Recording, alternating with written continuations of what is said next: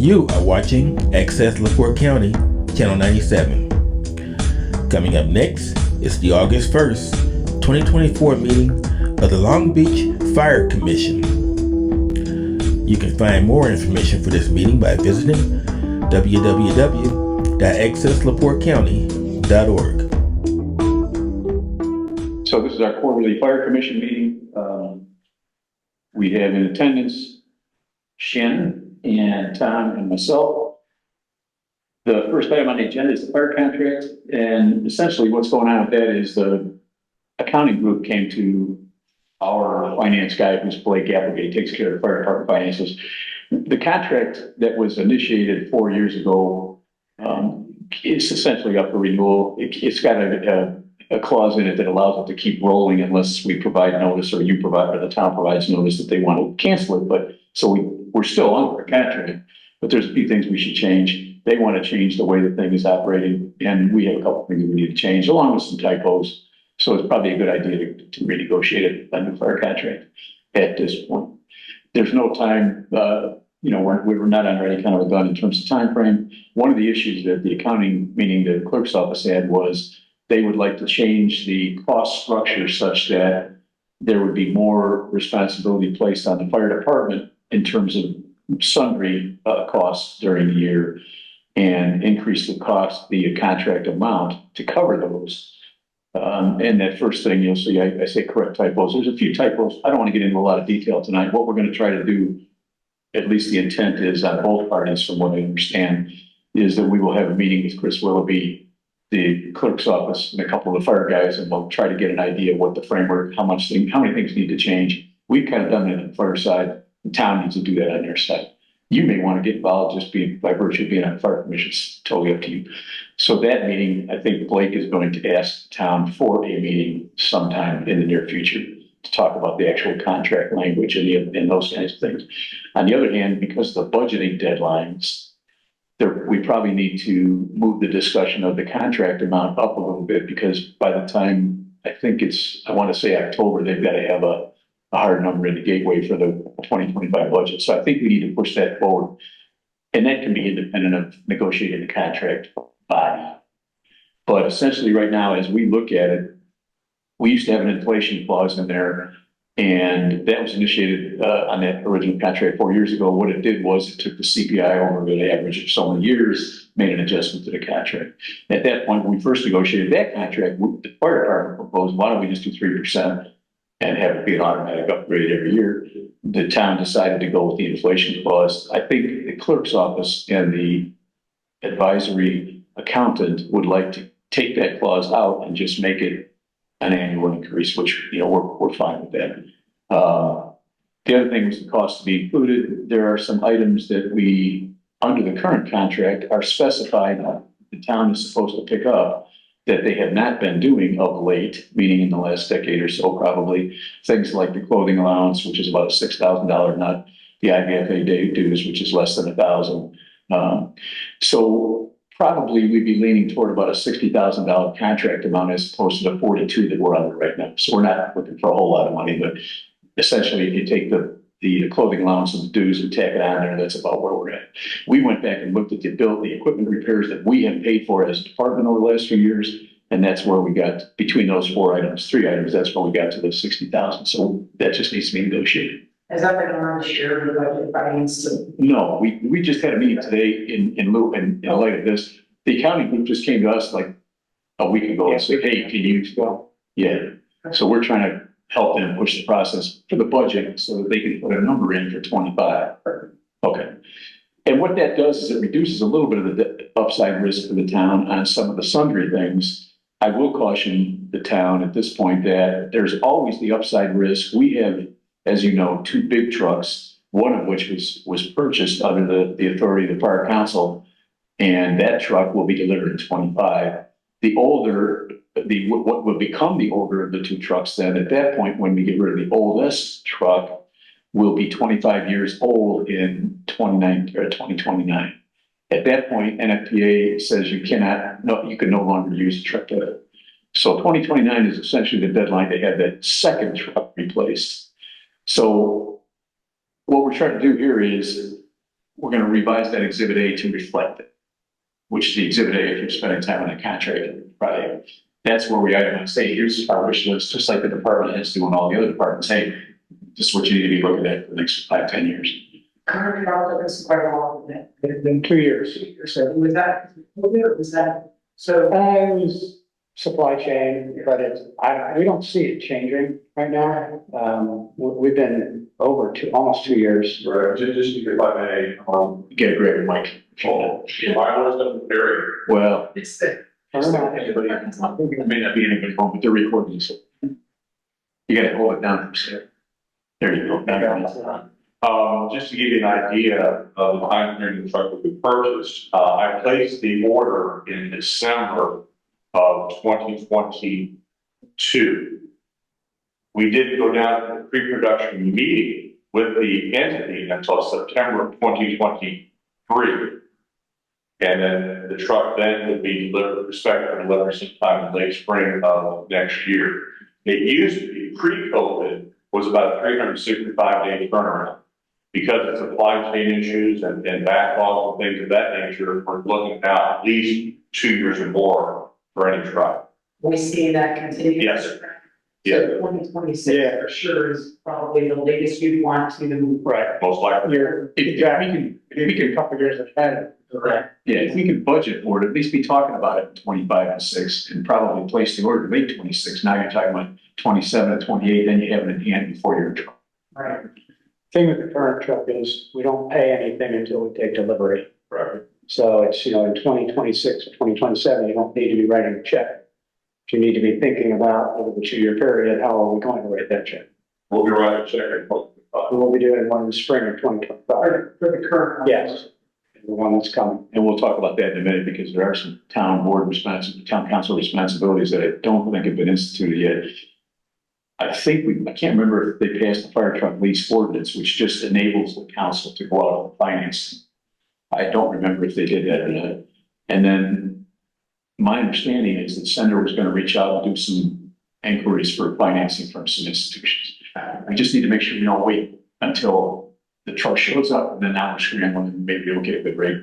So it'd be nice to, I think that needs to be definitely brought up, because I would say there's some confusion on trucks, right? They're looking at a new truck from street and talking financing for that, and we start financing, so let's not get confused with, oh, we've got fire. Yeah. we won't let you forget it. But I think you make a great point, Shannon, but we're not many kind of better streets, but you've only got fourth quarter to get it situated, so I think it's a good idea to get them. I had that farther down, but at any rate, so in terms of the contract, Exhibit A will be adjusted. We talked about replacing the second of the 2 engines, which would be engine 2 in 29 or before 29.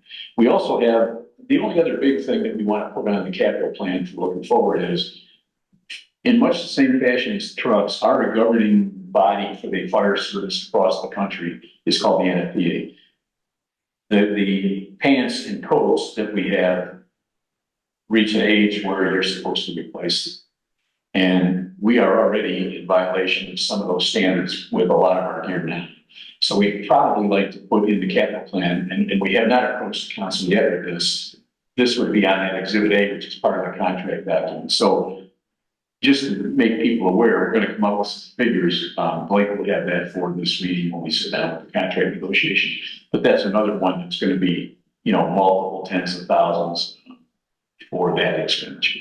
And we're looking for grants for that kind of stuff. In the past, we got one 20 years ago, maybe Yeah. 15 years ago. But, So hopefully, we can find some funds. yeah, Well, last meeting, you talked about like the breathing apparatus, that you did a refresh on all that, is that fully now? Yes. Everybody or every possible person has that already. yeah, we're all agree there. We put that in Exhibit A for 15, 20 years down the road. Okay. We'd left it because it will need to be replaced in that period So of we're time. not free shit. No, we're not, the only thing we're surprising with in this negotiation would be the pants. Yeah, that's a more immediate need. Yeah. And it's not as scary as the trucks. I mean, the trucks are Yeah, big finance, that's a big take. This is not quite that big. That was 2025, you think, or so 2026. we'd probably start trickling new gear into a few members each year. That's not, we, again, depending on what the town can afford, we'd like to get more than less, but it could be that we could do it. And then like Tom's mentioned, the budgeting future expenditures, essentially what we're trying to say there is just don't lose track of the fact that, and this isn't for an individual 4-year term sort of thing, but I think it's like, plan has become a living document. We can keep looking at it so you don't get surprised. That's all I've got on the fire contract, unless there's other questions or anybody else. I think the next step is Blake's gonna get a meeting set up with the town attorney, Meg Collins, fire commission members, and a few people from our group to come and talk on the changes. It's not significant. Yeah, I don't think there's gonna be surprises. Like I say, they're kind of initiating the discussion anyway, which I think is a good thing, The public safety building, really all I want to talk about there were two things, and Mark made comment on the one maintenance contracts. I think the town is blessed with people that watch over the community center pretty well. Now they're getting longer teeth, so I think we have to be careful not to neglect that. It's like, they found out about the cooling tower a couple of years ago, that was $100,000 expenditure. People weren't, they were doing their best. The new building, as is this building, Mark's, I think maybe you guys already aware that HVAC equipment up on the roofs that needs to be replaced. They're like 25 years old, they're getting like tooth again, and he needs a crane to put them up there. So that's one of those capital expenditure things. I think it behooved the town, and we talked about this with all of us on the fire department, to have some kind of maintenance schedule. It's a little bit like if I have a Ford Explorer, you get a 50,000 mile check out 100,000. I think there should be an itemization of maintenance items, costs, and that sort of thing plugged into the capital plan with a separate document that would say, hey, at the community center, we've got, and you may have heard her talk about those unit heaters that they want to replace on a regular basis. Same thing here, these things would get to be replaced. The sprinkler system in the new building, the HVAC system in the new building, heating, ventilating, air conditioning, the truck vents, all that stuff needs periodic maintenance. And we shouldn't, I don't think, wait until there's a problem. We should be looking at those things on a regular basis. Now, you've got a town administrator now that's going to help that administer. So that, I think, should be something the town looks at long term. Our current contract says the town's obligation is maintenance on HVAC, plumbing, septic, all that kind of stuff. So we don't necessarily feel like it's the fire department's responsibility to tell you what you need to do with your own building. I think the town has to, much like they should with all of our facilities and their equipment, say, hey, here's our inventory, here's what a regular maintenance schedule looks like. Like the Mark came in the septic tank had 15 years. That's just ridiculous. So I think that's something that should be looked at. And we don't feel it's our responsibility to tell you guys, hey, don't forget, next month you got to do this. I mean, that's something the town really should be, I think. I mean, we'd be worried way to help certain things. And trust me, you're, I think, we need already, we should move it forward, so we know what that on the regular basis. Yeah. So we haven't really gotten any gritty on that. Right now, we're splitting that at the time. We can talk about that. yeah, we came up to an agreement with Mark on them. Yeah, so it's, I arranged that right before we got on the text. Yeah, So they'll just be both of them. Yeah. I understand. makes sense. And then as you get water over there, you get bathroom use, then they'll add more things to it. Yeah, When we get it. Yeah. that's our next item. So Mark informed us, in fact, he sent it back in the email. I don't know if you copied you guys. No, well, they get to share. Oh, did he? Oh, that's, I mean, we've committed, Mark, our Perkins committed to holding the Fire Chiefs Association meeting there in November. So we're hoping that we get it that way. We're going to have to know something by October so we can tell them we can't hold it if we're not able to. Well, we're also running that, our gear is getting dirtier and dirtier by the day. And we've held back on trying to wash it at this point because we don't have a washer to protect anything. And we will have to then soon hook it up in the garage, fill that septic tank because of the washer. Would also be good to start using the showers. We're doing training that, we're filthy dirty and we're bringing it all home. We have these facilities here for that reason. We're not able to use it. It's just frustrating. Yeah, something going on that state. Somebody's terrible with somebody. It's just, I can't believe it's taking this long. They have like a 60-day mandatory statutory requirement to turn these documents around, and it's been 2 years. It's just ridiculous. Anyway, Beautiful else. Well, we are on first. 15. I think it's, I think for our meeting, Marcus will be there by our, we might even have it in by then, because that they said it's permanent by next council meeting is Right. his plan. Yes, I hope so. yeah. We're all out. I don't think it'd take two guys that long to have it done. He's already got one here for sure that's interested in bidding it. So I think it'd happen quickly as long as we get the state to get out there, Keister. Fire truck purchase, we already discussed, unless somebody else has any public safety building questions or points Just that I think Senator and team are looking at options right now. Is that correct? for the finance. Finance. Well, I think the council needs to tickle that. For the meeting for the truck. But the contract is coming in March. When, yeah, That one needs to be accelerated on financing. We should get on the on that, but so meetings, obviously, they're not going to focus. They're not going to send you on your, check. So this is built into the capital plan already, prior purchase, so it's just, I don't know. Yeah. I mean, I think Horizon expressed interest, I know back when we first started doing our homework at this department, I know they're very interested in their town answer financing, and I don't know, if you want to check into 2 or 3 banks, whatever. send sure. I was under the impression Senator was doing some of that work, but I haven't, So I may have missed a meeting. definitely sending. Okay. And that's really all I had, unless somebody has something else.